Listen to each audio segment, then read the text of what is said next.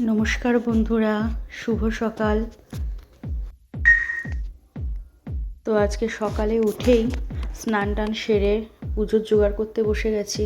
আজকে সরস্বতী পুজো, তো যেহেতু সকাল সকালে বামুন আসার কথা, সেজন্য ঠাকুরের জোগাড় করেছি। এখানে আমি সব জোগাড় করে রেখে দিচ্ছি, ফল কেটে গুছিয়ে রাখছি।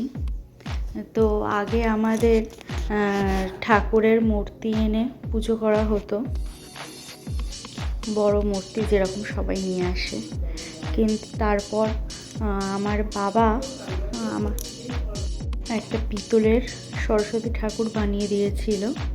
আমার দুটো দিদির জন্য লক্ষ্মী আর আমার জন্য সরস্বতী। দেখো কত সুন্দর, বাড়িতে থাকা পিতল দিয়ে এগুলো বানিয়েছিল। তো সেটাই এখন পুজো হবে, অনেক বছর ধরে রয়েছে এটা। তো জোগাড় করে রেখে দিই, চলো দেখি কখন বামুন আসে। তো আমাদের 7:30টায় বামুন আসার কথা ছিল, তো এখন তো প্রায় 10টা বাজে। 10টার সময় আসলো, এতক্ষণ আমরা বসেছিলাম কখন আসবে। যাই হোক, পুজোটা হয়ে গেল।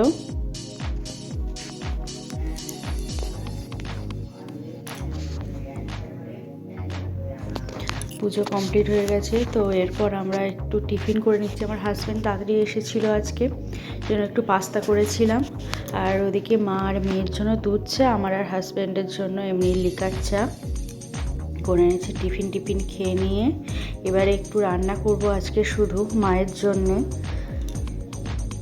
একটা সবজি দিয়ে, সমস্ত রকমের সবজি দিয়ে খিচুড়ি বানিয়ে দিচ্ছি। আমাদের আজকে একটা নিমন্ত্রণ বাড়ি আছে, তো সেখানেই যাব। তো রান্না কমপ্লিট হয়ে গেছে মায়ের জন্য।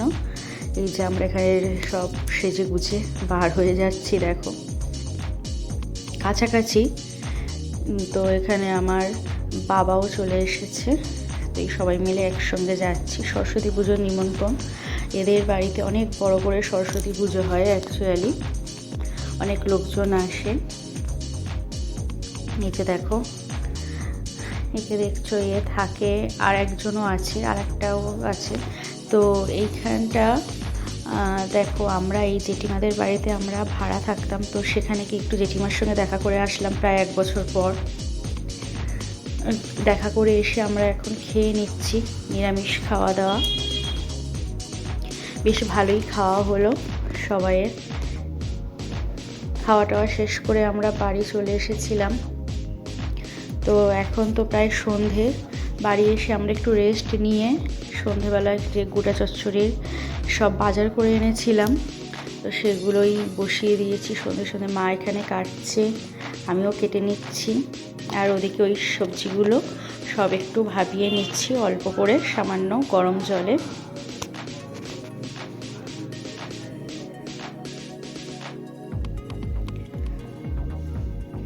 অনেক সবজি তো সেই জন্য এক এক করে কাটছি, আর এক এক করে এদিকে দেখো ভাবিয়ে নিচ্ছি।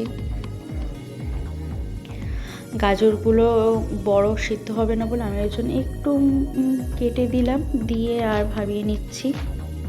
প্রায় সব হয়ে এসেছে, আর এই পালং শাকটা ভাবিয়ে নিলেই আমার প্রায় হয়ে যাবে। এরপর চচ্চড়িটা বসাতে পারবো। তো সেভাবে কোনোদিন করা হয়নি গোটা চচ্চড়ি। আগের বছর করেছিলাম অল্প করে, আর এবছরই করছি অনেকটা, যেহেতু মা আছে আমরা সবাই খাবো। দেখি কেমন হয়।